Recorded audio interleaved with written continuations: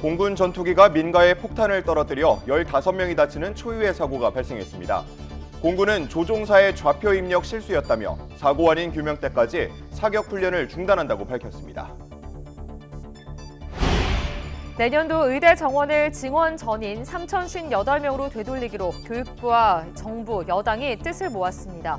교육부는 오늘 의과대학 총장들과 의대교육 정상화 방안을 발표합니다. 검찰 영장심의위원회가 김성훈 경호차장에 대한 구속수사가 필요하다는 의견을 냈습니다. 검찰은 사실상 수용 의사를 밝혔습니다. 홈플러스의 기업 회생 절차 신청 후 폭풍이 거셉니다. 제휴사들의 상품권 거부에 이어 납품업체들도 잇따라 제품 공급을 중단했습니다. 택시 차량이 축대를 들이받아 기사와 승객 등 4명이 숨지고 1명이 크게 다쳤습니다. 경찰은 브레이크를 밟은 흔적이 없는 점에 주목하고 있습니다. 시청자 여러분 안녕하십니까? 3월 7일 금요일 뉴스타트 1부 시작합니다. 어제 오전 경기 포천시에서 한미연합훈련 중이던 공군 전투기가 민가에 폭탄을 떨어뜨리는 사고가 발생했습니다. 2명이 중상을 입는 등 민간인과 군인 15명이 다쳤고 성당 건물과 민가가 무너졌습니다. 부장원 기자가 전해드립니다. 오전 10시 4분쯤 육군 사격장이 위치한 경기 포천시 이동면 노곡리 한복판에 폭탄이 떨어졌습니다. 한미 실사격 훈련 도중 공군 KF-16 전투기 2대에서 원인을 알 수 없는 이유로 민가에 폭탄을 오폭한 겁니다. 이 사고로 민간인과 군인 등 7명이 다쳤고 이 가운데 2명은 중상을 입었습니다. 헬기 등을 이용해 국군 수도병원과 의정부 성모병원 등으로 분산 이송되는데 심정지나 의식이 없는 환자는 없는 것으로 전해졌습니다. 이 밖에도 일부 주민이 통증이나 극심한 불안감을 호소했습니다. 폭탄이 떨어진 일대는 삽시간에 아수라장이 됐습니다. 성당 건물을 비롯해 주택과 창고, 비닐하우스 등 건물 8동이 부서졌고 인근에 있던 차량 여러 대가 파손됐습니다. 소방당국은 사고 직후인 10시 13분쯤 인근 소방서 인력과 장비를 모두 동원하는 대응 1단계를 발령해 구조 작업을 펼쳤고 이후 군과 경찰이 현장을 통제하며 혹시 남아있을지 모르는 불발탄 해체 작업에 나섰는데 떨어진 8발 가운데 불발탄은 없는 것으로 파악됐습니다. 이 과정에서 주민 50여 명이 마을 회관으로 대피했습니다. 공군은 비정상 투하 사고로 민간 피해가 발생한 데 대해 송구하게 생각하며 부상자의 조속한 회복을 기원한다며 피해 배상 등 모든 필요한 조치를 적극 시행하겠다고 밝혔습니다. YTN 부장원입니다. 갑작스러운 오폭 사고로 평화로웠던 마을은 순식간에 아수라장으로 변했습니다. 민가로 폭탄이 날아들던 아찔한 순간이 CCTV 영상에 고스란히 담겼습니다. 임혜진 기자입니다.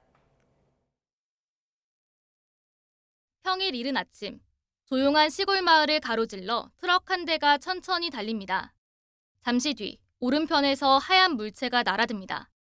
순식간에 내리꽂더니 바로 시뻘건 화염이 일대를 휘감습니다. 부서진 나뭇가지가 여기저기 흩어지고 뿌연 연기가 피어오릅니다. 잠시 뒤 드러난 모습은 처참합니다. 담장과 대문이 부서지고 도로를 달리던 트럭도 멀리 날아갔습니다. 한미 연합훈련 도중 공군 전투기에서 폭탄이 떨어진 직후의 모습입니다. 길가의 나무는 밑동만 앙상하게 남았고 건물 유리창은 산산조각나 안쪽이 훤히 드러났습니다. 도로 위에는 여기저기 부서진 건물 파편이 널브러져 있습니다. 집안 곳곳에도 폭발의 흔적이 고스란히 남았습니다. 충격에 떨어져 나간 각종 자재들이 바닥에 쌓여 발 디딜 틈이 없고 천장도 내려앉았습니다. 폭탄 투하 당시 인근을 달리던 트럭에는 3명이 타고 있었는데 60대 남성 2명이 크게 다쳤고 다른 1명도 부상을 입어 병원으로 옮겨졌습니다. YTN 임혜진입니다. 포천 전투기 오폭 사고 현장에서 불과 200m 떨어진 곳에는 노인 주간보호센터가 있었습니다. 당시 노인 수십 명이 센터에 머물고 있었는데요. 하마터면 큰 인명피해로 이어질 뻔했습니다. 윤웅성 기자입니다. 주간보호센터에 모인 노인들이 둘러앉아 대화를 나눕니다. 여느 때와 다름없는 평화로운 일상 속 갑자기 CCTV 앵글이 심하게 흔들립니다. 직원들은 큰 소리에 깜짝 놀란 듯 귀를 막고 주저앉습니다. 오폭 사고 당시 현장에서 직선거리로 200여 미터 떨어진 노인 주간보호센터의 상황입니다. 센터 건물은 사고 충격으로 창문이 산산조각 났고 근처에 앉아있던 직원은 유리 파편에 등을 다쳤습니다. 평소라면 열려있을 주간보호센터 문이 이렇게 굳게 닫혔습니다. 센터가 노인들 안전을 위해 하원시키고 일시로 운영을 중단한 겁니다. 당시 센터에는 노인과 직원 등 20여 명이 함께 있었는데 하마터면 큰 피해를 볼 뻔했습니다. 가정집 창문이 박살나고 가구가 뒤집혀 바닥에 온갖 물건들이 나뒹 겁니다.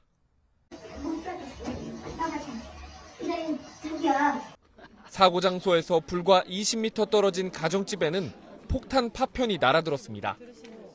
다행히 사람이 직접 맞지는 않았지만 집안은 천장이 무너지는 등 안방부터 욕실, 거실까지 난장판이 됐습니다. 와이프만 있었어요. 병원 가서 지금 안정제 약 먹고. 주민들은 자칫 더 큰 피해로 이어질 뻔한 아찔한 사고에 불안감을 호소하고 있습니다. YTN 윤홍성입니다. 공군은 이번 오폭 사고의 원인에 대해 조종사가 폭탄 투하 지점의 좌표를 잘못 입력해 발생한 것으로 파악됐다고 밝혔습니다.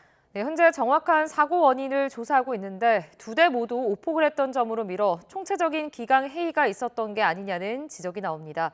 김문경 기자가 보도합니다. KF-16 전투기에 MK-82 폭탄을 장착하는 모습입니다. 이번 오폭 사고에 사용됐던 폭탄과 같습니다. 오폭 사고를 일으킨 KF-16 전투기 2대에는 각각 4발씩 모두 8발이 장착됐습니다. 이렇게 폭탄이 장착되는 동안 조종사는 폭탄 투하 지점 좌표를 입력합니다. 좌표를 입력하고 확인하기까지는 3단계 과정을 거치는데 출격 전 사무실에서 기록 장치에 좌표를 입력하고 이 장치를 전투기에 주입시킨 뒤 목표 지점으로 향합니다.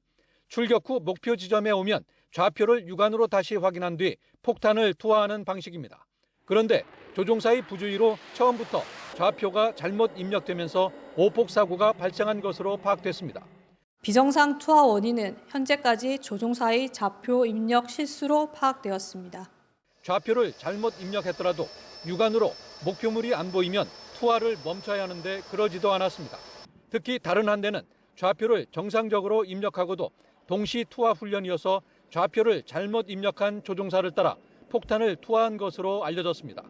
건물이나 교량 파괴용으로 쓰이는 MK-82 폭탄 8발은 불발탄 없이 모두 지상에서 폭발했습니다. 폭탄 1개당 축구장 1개 면적의 피해를 입히는 것으로 알려져 더 큰 피해를 가져올 뻔했습니다. YTN 김문경입니다. 경기도는 이번 사고 피해자들에게 긴급복지법에 따른 긴급생활안정비를 지급하겠다고 밝혔습니다. 도는 1:1 맞춤 지원과 국가 차원의 치료비 지원이 완벽하게 이행되도록 협조하고 피해자들의 빠른 일상 회복을 위해 지원하겠다고 설명했습니다. 군과 소방, 공무원으로 구성된 합동조사단이 피해 현장을 조사하고 있으며 긴급안전점검을 통해 숙박이 불가능한 이재민들에게 숙식을 지원했다고 도는 덧붙였습니다. 현재까지 파악된 피해 가구는 58가구이며 이 가운데 33가구는 집으로 돌아가지 못하고 있습니다. 한미 연합훈련 중 발생한 전투기 오폭 사고에 대해 외국 언론들도 국제 정세가 민감한 시기에 이례적인 민간인 피해 사고가 발생했다며 자세히 보도했습니다. 뉴욕타임스는 오폭 사고가 발생한 포천 노곡리 피해 현장은 중무장한 북한 접경지에서 불과 30km 떨어져 있었다며 한국군이 사과와 함께 피해 보상을 약속했다고 전했습니다. 월스트리트저널도 트럼프 행정부가 동맹국에 더 많은 책임을 지도록 압박하는 민감한 시기에 이번 사고가 터졌다며 한국의 군사력에 대한 새로운 의문을 제기하고 있다고 꼬집었습니다. BBC는 이번 한미연합훈련은 트럼프 대통령이 백악관에 복귀한 이후 처음 실시됐고 북한과 러시아의 동맹 확대를 경계하는 시기에 이번 사고가 발생했다고 보도했습니다. 내년도 의대 정원이 결국 2,000명 증원 전인 3,058명으로 돌아갈 가능성이 높아지고 있습니다. 의대 학장들의 요구를 정부와 여당이 받아들일 것으로 보이는데 정부가 오늘 입장을 발표합니다. 임성호 기자입니다. 의과대학을 둔 전국 40개 대학 총장들이 2026학년도 의대 모집 인원을 증원전 수준인 3,058명으로 동결하기로 합의했습니다. 총장협의회는 새 학기가 시작됐는데도 의대생들이 돌아오지 않고 신입생마저 집단 휴학에 동참할 우려가 커지자 이같이 결정했다고 밝혔습니다. 다만 학생들이 올해 1학기부터는 복귀하고 2027학년도 의대 정원은 추계위원회의 결정에 따른다는 전제를 달았습니다. 의대 증원 동결에 미온적이던 보건복지부도 총장협의회의 제안에 공감한다면서 충분히 협의하겠다고 답했습니다. 국민의힘과 교육부도 당정 협의를 열고 의대 학장들의 요구가 현실적으로 타당한 것으로 판단한다고 힘을 실었습니다. 학생들도 학업에 매진하고 그리고 학부모들도 이 학생으로 인해서 속 끓는 일이 없도록 앞으로도 이 의과대학 모집 인원 문제를 적극적으로 해결해 나가도록 하겠습니다. 이에 따라 교육부는 의과대학 총장협의회 회장단과 공동 기자회견을 열고 입장을 발표하기로 했습니다. 내년도 의대 정원을 동결한다는 내용이 포함될 것으로 보이는데 의대생들이 다시 강의실로 돌아올지는 여전히 미지수입니다. 정부 결정에 의대생과 전공의들이 어떤 입장을 보이느냐가 의정 갈등의 중요한 분수령이 될 전망입니다. YTN 임성호입니다. 필수 의료 행위를 하다 발생한 사망 사고의 경우 유족이 동의한다면 의료진의 형사처벌을 면하게 하는 방안이 검토됩니다. 보건복지부가 어제 국회 정책토론회에서 공개한 의료사고 안전망 구축 방안을 보면 정부는 환자의 상해 정도가 아닌 의료진 과실의 경중 등 사고 원인을 중심으로 형사 기소 체계를 바꾼다는 방침입니다. 특히 사망 사고의 경우 필수 의료에 한해 환자 유족이 합의하면 반의사 불벌을 적용하는 방안에 대해 검토할 예정입니다. 또 의료계, 환자, 법조계 등으로 구성되는 의료사고심의위원회를 신설해 150일 안에 중과실 여부를 판단하고 수사당국에 권고할 수 있도록 할 계획입니다. 국회에서 열린 중앙선거관리위원회 위원 후보자 인사청문회에선 인사검증보다는 선관위 특혜 채용 문제가 주요 쟁점으로 떠올랐습니다. 여당은 특별감사관법을 발의하고 채용 과정을 철저하게 검증한다는 계획인데요. 이에 야당은 채용 비리 의혹을 부정선거론과 결부시키면 안 된다고 선을 그었습니다. 황보혜경 기자입니다. 서울고등법원장인 김대웅 중앙선관위 위원 후보자의 인사청문회가 열렸습니다. 앞서 6차례 위장전입 문제가 논란이 됐던 만큼 후보자 자질 검증이 청문회의 주 목적이었지만 위장전입 문제나 다운계약서 등 작성 문제 등도 우리 후보자도 예외가 아니더라고요. 말씀하신 그런 부분에 있어서는 잘못한 게 명백하고요. 거기에 대해서는 뭐 어떤 변명도 할 수 없고. 정작 청문회장 최대 쟁점은 선관위 채용 비리 문제와 부정선거 의혹이었습니다. 일단 채용 비리 문제가 제일 크다고 생각을 하고 있습니다. 부정투표가 가능합니까? 그렇지 않다고 생각합니다. 아빠 찬스, 가족회사 논란에 연이틀 고개를 숙였던 선관위는 특혜 채용 당사자 10명을 직무에서 배제했습니다. 다만 현행법상 징계를 내리긴 어려운 상황에 여야 의원들의 질타가 잇따랐습니다. 한 명만 그 법 이후에 채용된 사람이고 9명은 지금 그 이전에 채용된 상황입니다. 거기까지밖에 들을 수가 없겠네요. 예, 안타깝고요. 딸 특혜 채용 의혹이 불거진 박찬진 전 선관위 사무총장과 송봉섭 전 사무차장도 증인으로 출석했는데 자녀를 사퇴시킬 거냐 물음엔 모두 말을 아꼈습니다. 자진 사퇴시킬 의향이 있으십니까 없으십니까? 그럼 본인의 의사... 저러니까요. 따님 사직서 내게 해줄 겁니까? 제가 결정한 문제는 본인 의사... 국민의힘은 선관위 사태를 제2의 조국 사태에 비유하며 친인척 특혜 채용 비리를 감찰하는 특별감사관법을 당론으로 발의했습니다. 민주당도 선관위 채용 비리 척결엔 여야가 따로 없다는 입장이지만 특혜 채용이 부정선거 의혹의 근거가 돼선 안 된다는 점을 거듭 강조했습니다. 선관위는 법적 절차를 준수하는 선에서 특혜 대상자들에게 적용할 후속 대책을 내놓는다는 입장입니다. 여야 모두 조기 대선 가능성을 염두에 두고 특히 공정 이슈에 민감한 2030 세대 여론을 주시하고 있다는 분석도 나옵니다. YTN 황보혜경입니다. 윤석열 대통령 탄핵 심판 선고가 가까워질수록 여야의 여론전도 격화하고 있습니다. 여당은 민주당이 곽종근 전 특전사령관을 회유해 진술을 오염시켰다고 압박했고 야당에선 폭동을 선동하지 말라면서 최상목 권한대행을 탄핵해야 한다는 주장도 제기됐습니다. 홍민기 기자가 취재했습니다.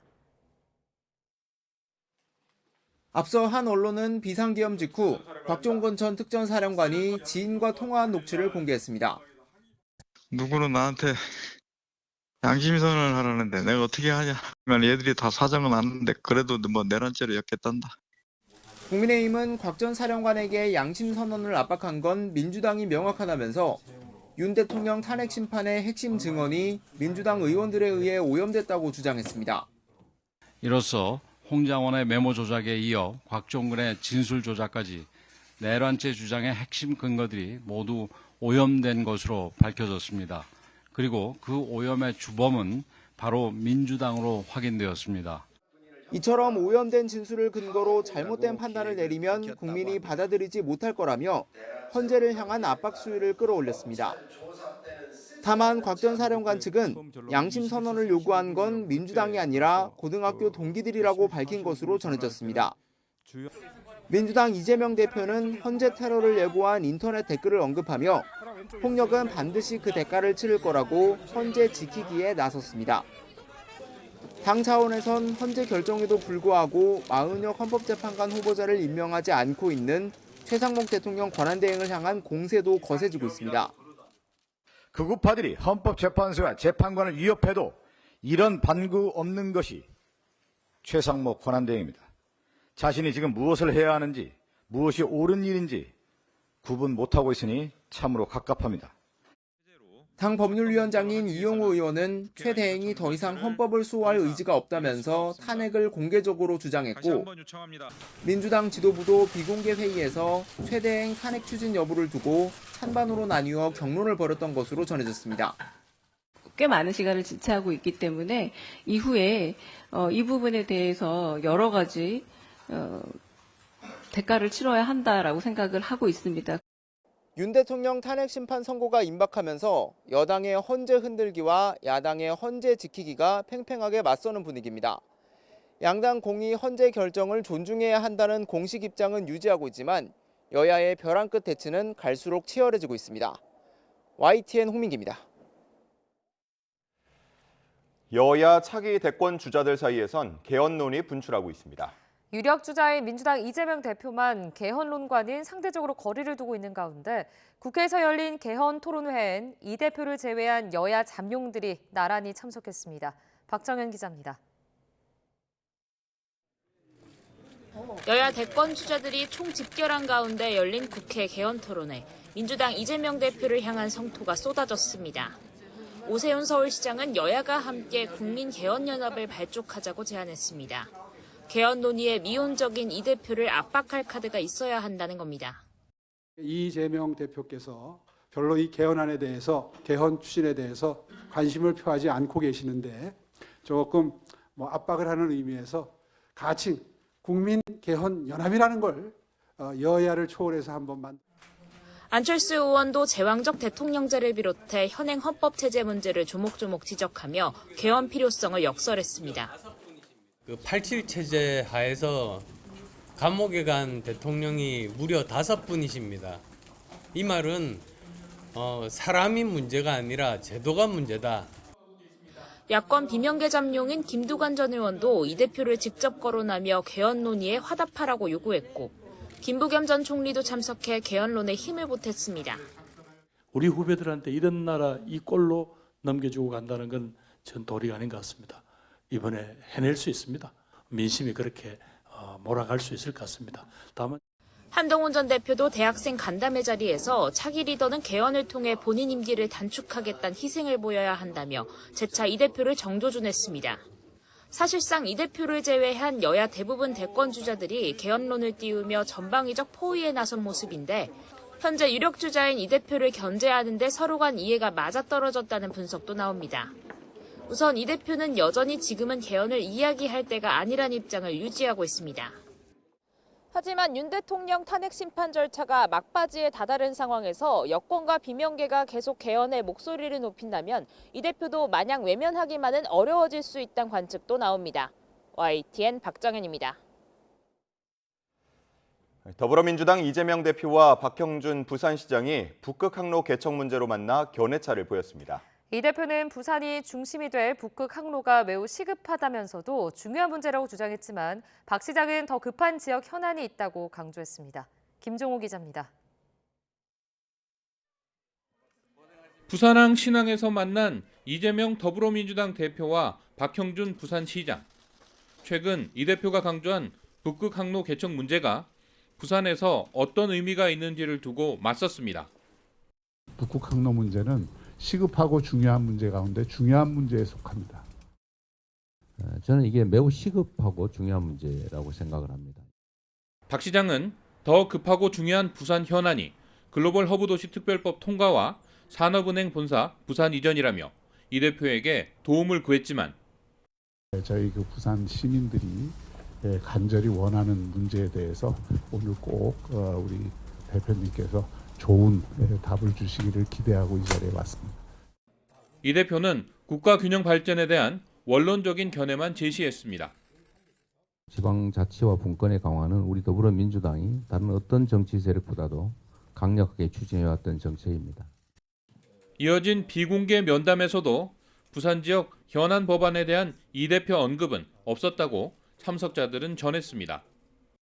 이게 책임 있는 정치 지도자가 그 지역의 현안에 대해서 입장을 내지 않고 민주당은 부산시가 면담을 요청해 북극 항로 개척을 중심으로 논의하기로 합의한 자리였는데 약속이 지켜지지 않아 유감이라고 밝혔습니다. YTN 김종호입니다. 더불어민주당 지지도가 오차 범위 안에서 국민의힘에 앞선다는 여론조사 결과가 나왔습니다. 함께 보시죠. 엠브레인 퍼블릭과 K-스탠 리서치, 코리아 리서치, 한국 리서치가 지난 3일부터 사흘간 전국 18세 이상 1,000명을 대상으로 진행한 전국 지표 조사에서 국민의힘 지지도는 34%, 민주당은 35%를 기록했습니다. 차기 대통령 적합도는 민주당 이재명 대표가 29%로 가장 높았는데요. 이어서 김문수 고용노동부 장관이 10%, 오세훈 서울시장 8%, 한동훈 전 국민의힘 대표와 홍준표 대구시장이 각각 6% 등의 순이었습니다. 차기 대통령 선거 구도와 관련해선 정권 교체 응답이 48%, 정권 재창출은 일주일 전보다 3%포인트 떨어진 39%였습니다. 윤석열 대통령의 탄핵 심판에 대해서는 헌재가 인용해 파면해야 한다는 응답이 56%, 기각해 직무에 복귀시켜야 한다는 37%였습니다. 지난주 국회 본회의를 통과한 명태균 특검법에 찬성한다는 의견은 60%, 반대는 29%로 2배가량 차이를 보였습니다. 자세한 내용은 중앙선거 여론조사 심의위원회나 전국지표조사 NBS 홈페이지를 참조하면 됩니다. 홈플러스의 기업회생 절차 신청 후폭풍이 거센 모양새입니다. TMF 때처럼 대규모 입금 지연 사태가 재현될 수 있다는 우려 속에 협력 업체들이 잇따라 공급을 중단하고 나섰는데요. 네, 모 회사 MBK 파트너스를 향한 비판의 목소리도 커지고 있습니다. 오동건 기자가 취재했습니다. 지난 4일 기습적으로 기업회생 절차를 신청한 대형마트 업계 2위 홈플러스. TMF 사태 같은 일이 벌어질 수 있다는 불안감에 롯데칠성, 삼양식품, 오뚜기, 동서식품 등 주요 식품업체들이 잇따라 제품 공급을 중단했습니다. 홈플러스 대금 미지급 우려로 인해서 지금 현재 상황을 예의주시하고 있습니다. LG전자도 전자제품 출하를 일시 중단했고 다른 업체들도 상황을 예의주시하며 대응책을 논의하는 분위기입니다. 제휴사들의 홈플러스 상품권 거부도 이어지고 있습니다. CJ푸드빌 브랜드와 신라면세점, 에버랜드 등이 홈플러스 상품권 사용을 막았고 더 늘어날 가능성이 있습니다. 홈플러스 측은 현재 가용자금이 6천억 원이 넘는다며 일반 상거래 채권 지급에 전혀 문제가 없고 모두 갚을 예정이라고 해명에 나섰습니다. 하지만 대주주 MBK 파트너스가 어떠한 자구 노력 없이 기업회생 절차에 돌입했다는 비판의 목소리도 커지고 있습니다. 홈플러스의 장기적 성장보다는 투자금 회수에 급급했다는 지적입니다. 매입 가치가 너무 높게 잡혀 있었다라는 거. 그다음에 두 번째는 온라인으로 추세가 바뀌고 있는데 그 추세를 읽지 못한 점. 그다음에 세 번째는 도덕적 해이에 관계된 기업어음 발행 이런 부분들이 있을 수가 있죠. 홈플러스 노조도 MBK 파트너스가 선제적으로 기업회생 절차를 신청한 것부터 비정상적이라며 폐점과 해고 등 구조조정을 결사 반대한다고 강력 대응을 시사했습니다. 여기에 홈플러스가 기업회생 신청 직전까지 법인과 개인 투자자를 상대로 기업어음 등을 팔았던 것으로 확인되면서 사태의 파장은 쉽게 가라앉지 않을 전망입니다. YTN 오동건입니다. 한 줄 뉴스입니다. 토지거래 허가 구역에서 빠진 서울 송파구와 강남구 아파트값이 가파른 상승세를 보인 가운데 서울 아파트값이 0.14% 오르며 5주 연속 상승세가 이어졌습니다. 대한항공과 아시아나항공 합병에 따라 발생할 우려가 있는 소비자의 피해를 막기 위해 감독 책임이 있는 공정거래위원회와 국토교통부가 업무 협약을 맺었습니다.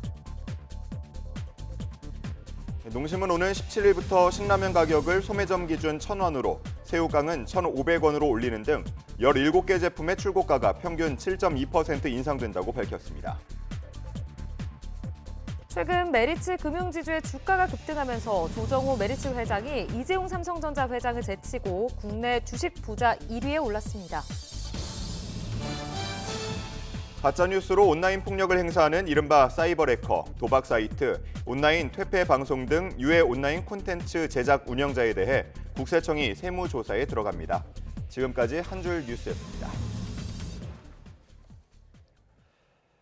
중국산의 공세와 전기차 수요 둔화, 캐즘으로 타격을 입은 K배터리가 반격을 위한 채비에 나섰습니다. 국내 최대 배터리 산업 전시회에서 가성비와 기술력을 갖춘 미래 제품을 선보였습니다. 박기환 기자가 현장에 다녀왔습니다. 사전 등록에만 5만 명이 몰린 국내 최대 규모 배터리 전시회. 최대 화두는 중국 업체들의 공세와 안전성 확보였습니다. 저가를 무기로 한 중국 업체에 맞서 K배터리 3사는 합리적 가격과 기술력을 합친 가성비 제품을 선보였습니다. 중국의 주력 제품인 LFP 배터리의 구조를 개선하고 비싼 니켈 함량을 줄이는 방식을 택했습니다. 차세대로 넘어간 배터리라고 보시면 되고요. 기존 2170 배터리 대비 에너지랑 출력이 5배 이상 증가했다고 보시면 됩니다. 무엇을 도와드릴까요? 현대차 그룹이 내놓은 서비스 로봇 달입니다. 삼성 SDI가 제작한 배터리가 탑재되어 있는데 이처럼 다양한 산업들과 협력해 영역을 확장해 나가고 있습니다. 태양광 동력차를 개발한 스타트업과 협업하기도 하고 무엇보다 안전성 강화에 힘을 쏟았습니다. 급속 충전에 매우 유리한 구조로 되어 있고 또 하나는 여러분들도 아시다시피 열폭주 현상을 제어할 수 있는 기술입니다. 미래 배터리의 승패를 가를 전고체 배터리 개발 양산 계획에도 이목이 쏠렸습니다. 배터리 수요가 줄어든 보릿고개에도 업체들이 기술 투자를 주저하지 않는 건 미래에 대한 확신 때문입니다. 저희 SDI는 1분기를 저점으로 2분기부터는 점차 회복될 거로 생각을 하고 있습니다. 더 희망을 가지고 하반기도 저희가 분발해서 노력을 하도록 하겠습니다. 최고 수준의 기술력을 자랑하는 K 배터리 산업. 중국의 공세와 캐즘을 뛰어넘어 안전한 기술로 다시 날아오르기 위한 준비를 마쳤습니다. YTN 박견입니다.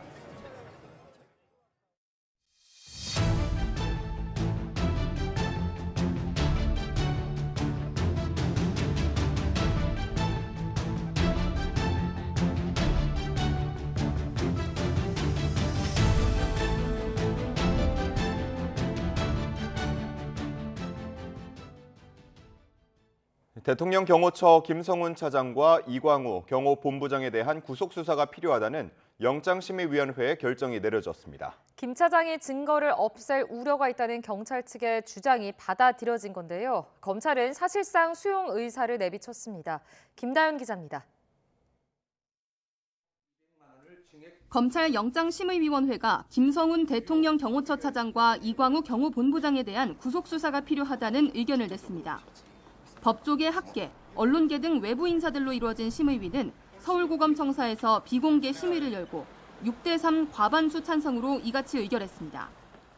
앞서 경찰은 윤석열 대통령에 대한 체포영장 집행을 방해한 혐의 등으로 두 사람에 대한 구속영장을 여러 차례 신청했습니다. 하지만 검찰은 번번이 기각하거나 보완 수사를 요구해왔는데 외부 전문가들은 반려할 타당한 이유가 없다고 봤습니다. 경찰 관계자들이 심의에 출석해 수사 경과나 확보된 증거 등을 토대로 김 차장과 이 본부장의 구속이 필요하다고 강조한 부분이 결정에 주효했던 것으로 보입니다. 심의위 의결에 구속력은 없지만 가능하면 이를 존중하도록 규정돼 있는 만큼 검찰은 김 차장 등에 대한 구속영장을 청구하는 방안을 다시 검토할 것으로 보입니다. 서울서부지검은 영장심의위원회 심의 결과를 존중하고 후속 절차를 진행하겠다며 사실상 수용하겠다는 뜻을 내비쳤습니다. 지난 2021년 영장심의위원회가 설치돼 심의가 이뤄진 17건 가운데 경찰의 영장 신청이 적정했다는 판단이 나온 건 이번이 두 번째입니다. 경찰은 구속영장 신청이 정당했다는 것을 인정받았다면서 향후 구체적인 수사 계획을 검토하겠다는 입장을 냈습니다. YTN 김다현입니다. 검찰이 명태균 씨와 김영선 전 국민의힘 의원에 대한 대질 조사를 진행했습니다. 여론조사 업체 미래한국연구소 소장이었던 김태열 씨도 소환됐는데 오세훈 서울시장 관련 의혹을 집중 조사했습니다. 이경국 기자입니다. 서울중앙지검 명태균 의혹 전담 수사팀이 창원지검에서 명태균 씨에 대한 추가 조사를 벌였습니다. 조사는 이틀간 진행되는데 검찰은 첫날 명 씨와 김영선 전 의원에 대한 대질 조사를 진행했습니다. 지난주에 이은 두 번째 대질 조사입니다.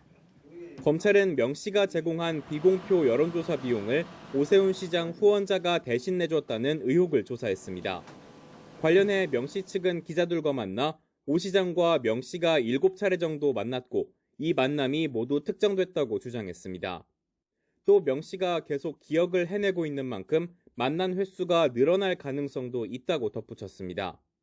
검찰은 미래한국연구소 소장이었던 김태열 씨도 같은 날 참고인 신분으로 불러 오 시장 관련 의혹을 물었습니다. 명태균 씨의 진술에 부합하는 상황이 더 많았던 것 같습니다.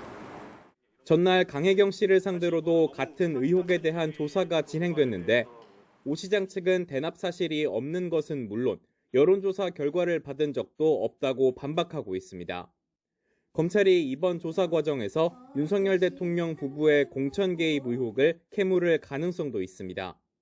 다만 명 씨 측은 대통령 부부에 대한 수사가 이루어지고 있지 않다며 거듭 특검 필요성을 강조했습니다. 아무런 움직임이 없는 걸 보면 왠지 이 사건을 덮으려고 하는 거 아닌가. 특검이 필요할 것 같습니다. 검찰은 오는 10일 강혜경 씨를 추가로 불러 조사하는 등 관련 수사를 이어갈 방침입니다. YTN 이경국입니다. 서울중앙지검 전담수사팀이 어제 이어 오늘도 오전 10시부터 창원지검에서 명태균 씨 조사를 이어갑니다. 중앙지검의 명 씨 출장 조사는 이번이 네 번째로 검찰은 오늘 조사에서도 윤 대통령 부부의 공천 개입 의혹과 함께 오세훈 서울시장의 여론조사비 대납 의혹을 추궁할 것으로 보입니다. 울산 울주에서 택시가 경사로를 내려오다 축대벽을 정면으로 들이받는 사고가 났습니다. 기사를 포함해서 70대 5명이 타고 있었는데 4명이 숨지고 1명이 크게 다쳤습니다. 허성준 기자가 보도합니다. 택시 앞부분이 종이장처럼 구겨져 있습니다. 유리창이 깨지고 에어백도 모두 터졌습니다.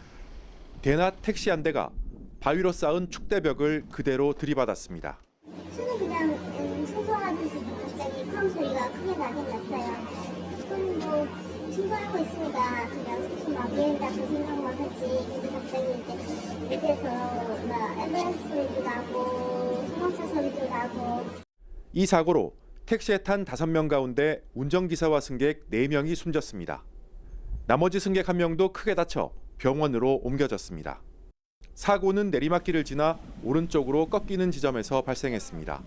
평소 차량 통행이 잦지 않은 곳으로 외부 요인 없는 단독 사고로 추정됩니다. 경찰은 사고 장소에 브레이크를 밟은 흔적인 스키드 마크가 없는 점에 주목하고 있습니다. 차가 그 내리막길에 내려오면서 브레이크를 몇 번 밟았다고요. 스키드 마크가 생기고 그러진 않아요. EDR 장치 기록을 확인해 봐야 될 것 같아요. 거기에 다 기록이 돼 있거든요. 경찰은 사고 당시 속도와 브레이크 작동 여부 등을 확인하기 위해 자동차 사고 기록 장치를 국립과학수사연구원에 보내 분석할 계획입니다. YTN 허성준입니다. 도널드 트럼프 미국 대통령의 키스 켈로그 특사가 우크라이나에 대한 미국의 정보 공유 중단은 젤렌스키 우크라이나 대통령 탓이라고 말했습니다.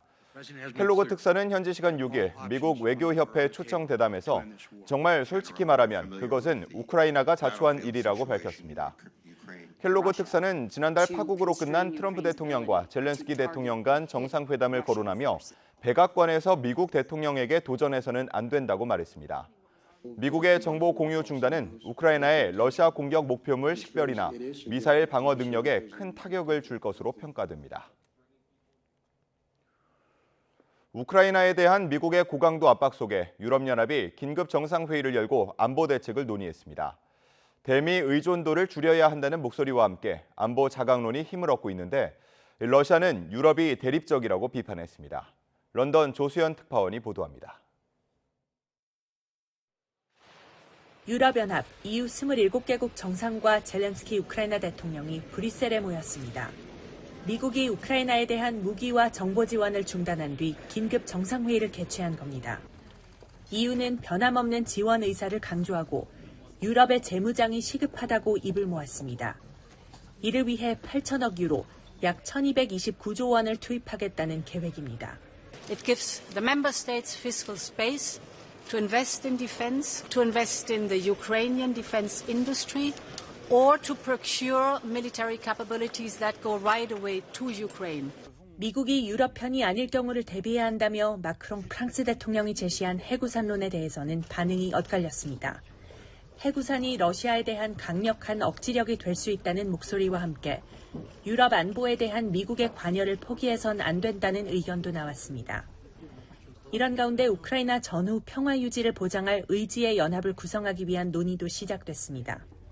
이 연합체 추진을 주도하고 있는 영국은 참여 의사를 밝힌 20개 나라와 대화를 나눴다고 밝혔습니다. 다만 아직은 초기 단계에 있는 만큼 상황이 유동적이라고 덧붙였습니다.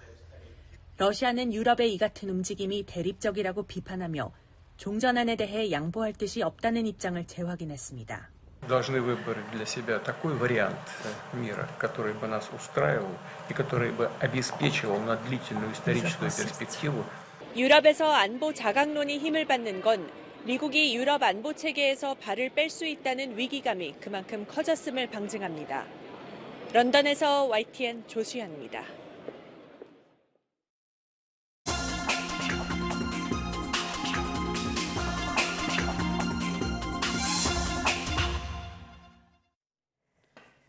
오늘의 글로벌 픽입니다. 중국의 IT 기업 알리바바가 예고했던 자체 AI 챗봇을 오픈소스로 공개했습니다. 제2의 딥시크 육성을 위해 중국 정부는 200조 원 규모의 국부 펀드를 조성하기로 했습니다. 베이징 강정규 특파원이 전해드립니다. 중국의 스타트업 딥시크에 이어 알리바바도 자체 개발 AI 챗봇을 출시했습니다. 앞서 영상 생성 AI 완샹의 오픈소스를 공개한 지 열흘도 못 돼섭니다. 지난달 17일 창업자 마윈이 시진핑 주석과 악수를 한 뒤엔 76조 원 규모의 AI 투자 계획도 내놨습니다.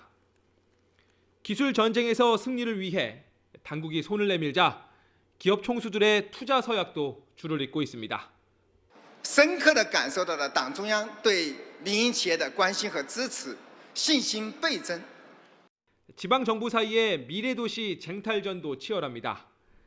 항저우 육룡에 밀린 개혁개방 1번지 광저우. 첨단 기술 분야에 2조 원을 투자하기로 했습니다. 베이징시는 다음 달 이좌ang 경제기술개발구에서 사상 첫 인간형 로봇 하프 마라톤 대회를 엽니다. 이번 양회의 주요 의제 중 하나인 고령화 해법으로 노인 돌봄 로봇을 띄우기도 합니다. 你该吃药了啊，就是医疗，聪明聪明，能干能干。我们年纪大了，忙治疗，他会提醒我。 중국 정부는 연구개발 예산 10% 증액에 이어 200조 원 규모의 창업 펀드 설립도 추진합니다. 我们将设立国家创业投资引导基金，目的就是做优、做强、做大创新型的企业。 단순히 돈을 풀어 몸집을 불리는 게 아니라 기술 돌파와 체질 개선을 통해 미국과 협상력을 높이려는 포석으로 풀이됩니다. 베이징 인민대회당에서 YTN 강정규입니다. 미국 민간기업 인투이티브 머신스의 두 번째 무인 달 탐사선이 달 표면에 착륙했지만 현재 상태가 파악되지 않고 있습니다. 달 탐사선 아테나는 미국 동부 시간으로 낮 12시 반쯤 달 남극에서 160km 떨어진 고원 몬스무턴 지역에 착륙을 시도했습니다. 아테나의 달 착륙 과정을 중계한 미국 나사는 우주선의 달 착륙이 예정된 시점 이후 교신에 문제가 생겨 어떤 상태로 착륙했는지는 파악이 되지 않고 있다고 전했습니다. 지난 2011년 3월 발생한 후쿠시마 원전 사고와 관련해 과실치사상의 혐의로 재판에 넘겨진 당시 도쿄전력 경영진이 무죄를 확정받았습니다. 우리의 대법원격인 일본 최고재판소는 다케쿠로 이치로 전 부사장과 무토 사카에 전 부사장을 상대로 제기된 상고심에 대해 기각 판결을 내렸습니다. 재판부는 1심과 2심과 마찬가지로 사고의 예견 가능성이 없었다고 밝혔는데요. 함께 기소됐다가 지난해 사망한 가스마타 스네히사 전 회장에 대한 공소는 기각됐습니다. 지금까지 글로벌 PD였습니다. 오늘 가처분 신청 첫 신문을 앞두고 어도어가 뉴진스 멤버들 모든 활동을 금지해달라고 법원에 요청한 사실이 뒤늦게 알려졌습니다. 멤버들은 홍콩 공연 무산 시도가 실패하자 보복한 거라고 주장했지만 어도어는 부득이한 결정이라고 해명했습니다. 김승환 기자가 보도합니다. NJG로 이름을 바꾼다고 선언한 뉴진스 멤버들 영어 이니셜 쿠키들이 번갈아 나옵니다. 오는 23일 새 앨범 발표를 예고한 멤버들이 NJG 계정에 올린 영상입니다. 이처럼 멤버들 독자 활동이 본격화한 가운데 어도어는 지난달 11일 모든 활동을 못하게 해달라고 법원에 추가 요청했습니다. 지난 1월 멤버들을 상대로 낸 기획사 지위 보전 및 광고 계약 체결 등 금지 가처분의 신청 취지를 확장한 겁니다. 이 범위에는 광고뿐 아니라 작사, 작곡, 연주 등 음악 활동과 그 외 부수적 활동까지 모두 포함된 것으로 알려졌습니다. 멤버 측은 이 사실을 공개하면서 방시혁 의장의 홍콩 공연 무산 시도가 무력화된 직후 발생한 일이라 어도어의 보복성 결정으로 추정된다고 말했지만 어도어는 계약을 지키면서 연애 활동을 하자는 취지라면서 보복성 조치가 아니라고 해명했습니다. 또 멤버 측은 전속 계약 해지 뒤에도 지속적인 괴롭힘을 당했다면서 가처분 신청과 본안 소송에서 계약 해지가 적법하다는 걸 확인받겠다고 밝혔습니다. 어도어는 법정에서 아티스트의 오해에 대해 명확히 소명하고 어도어가 뉴진스의 기획사라는 판단을 구하고자 한다는 입장을 재차 내놨습니다. 양측은 멤버들 독자 활동 여부를 다투는 오늘 가처분 신청 첫 신문기일에서 다시 한번 설전을 주고받을 것으로 보입니다. YTN 김승환입니다. 경남 통영은 국내 멍게 유통량의 70%를 차지하는 곳입니다. 그런데 올해에는 수확량이 거의 없어 첫 경매 행사 초매식조차 열리지 않는다고 합니다. 무슨 영문인지 박종혁 기자가 취재했습니다. 멍게 양식장이 있는 통영시 산양읍입니다. 긴 줄을 끌어올리니 멍게가 다닥다닥 붙어 있습니다. 그런데 자세히 보니 크기가 작은 1년산 멍게. 보통 이맘때면 어른 주먹만한 2년산 멍게를 수확해야 하지만 씨가 말랐습니다. 출하 작업이 한창이어야 할 선별장은 아예 멈춰섰습니다. 지난해 여름 극심한 고수온 탓에 통영 지역 멍게는 무려 97%가 폐사했습니다. 원래 지금쯤이면 멍게를 작업을 할 시즌인데 멍게가 다 죽어서 없어서 이제 이렇게 1년산 키워서. 통영 지역 멍게는 전국 유통량의 70%에 해당하니 전국적으로 멍게 유통이 어렵다고 봐도 과언이 아닙니다.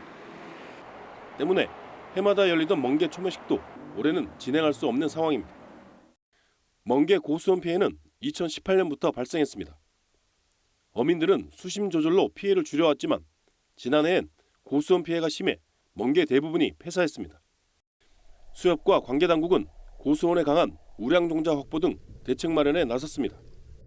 고수온에 대한 우량 종자 개발을 좀 해야 될 것 같고, 또 이제 내만에 있는 많은 어장들 또 외에 있어도 수심이 15m 전후밖에 안 되기 때문에 수심이 더 깊은 대체 어장 개발을. 올해 여름도 평년보다 수온이 높을 거란 전망이 나오면서 어민들은 걱정이 이만저만이 아닙니다. YTN 박종혁입니다. 오늘도 하루에 2계절을 오가는 날씨가 예상됩니다. 현재 서울은 0.6도로 아침 공기는 차갑지만 기온이 점점 올라서 낮에는 완연한 봄 기온을 느낄 수 있겠습니다. 다만 퇴근길 무렵 다시 기온이 떨어져서 쌀쌀해지니까요. 큰 일교차에 대비하셔야겠습니다. 어제 스모그가 유입되고 대기가 정체하면서 현재 서쪽 지역의 대기질이 좋지 못한 상황입니다. 오늘 초미세먼지 농도는 계속해서 나쁨 수준을 보이겠고요. 이번 주말에도 수도권과 충남 지역은 공기가 탁할 것으로 전망됩니다. 오늘은 전국이 대체로 맑다가 오후부터 구름 양만 조금 늘겠고요. 늦은 오후에는 제주도에 비가 시작되겠습니다. 현재 기온은 서울이 0.6도, 대구가 0.3도를 보이고 있습니다. 낮이 되면 기온이 10도 안팎까지 올라서 온화하겠습니다. 갈수록 기온이 올라서 다음 주는 예년보다 포근한 날씨가 찾아오겠고요.